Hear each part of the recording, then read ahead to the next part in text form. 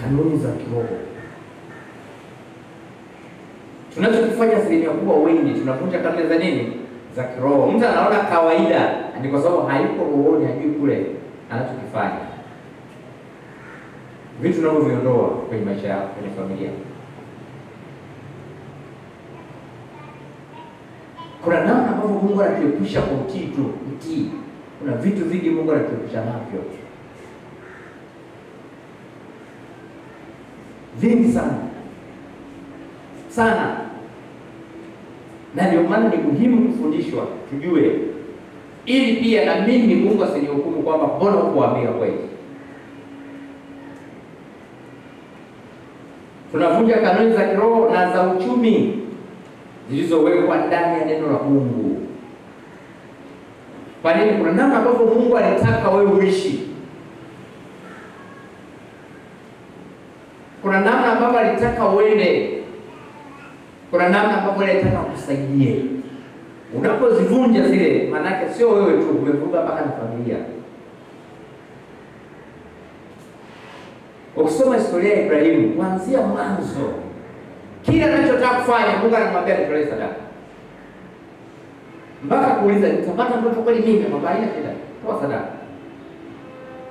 Sio kwamba alikuwa na shida, wapendwa, Mungu ana shida na nini? Sasa nisema vitu vyote ni mali yangu, si ndio? Anataka ni utii tu. Umetii kanuni. Umetii tu kanuni.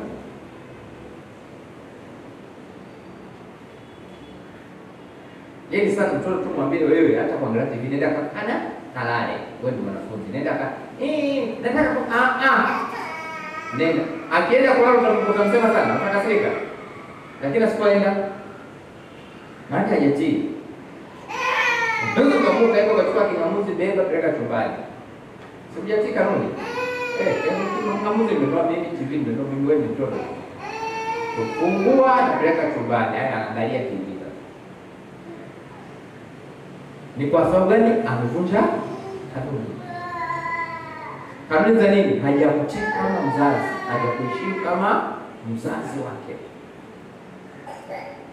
Kuna Mungu usipomtii manake, ukivunja kanuni manake anakufikiria kwamba hujanitii kwanza kama Mungu Muumbaji, lakini mweza wa yote niliyekufanikisha mpaka hicho ulichokipata.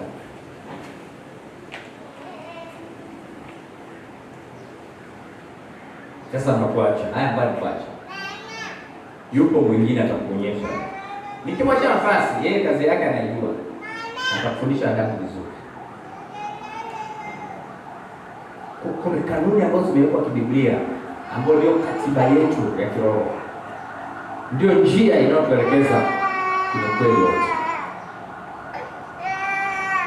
Ukiwa mtii hapa na mambo mengine utakuwa mtii. Hapa ndo pagumu. So ni sehemu ambapo kila mtu anapiga hesabu zake. Bwana asifiwe sana. Methali sura 3 mstari wa 9. Kitabu cha Methali sura 3 ule mstari wa 9.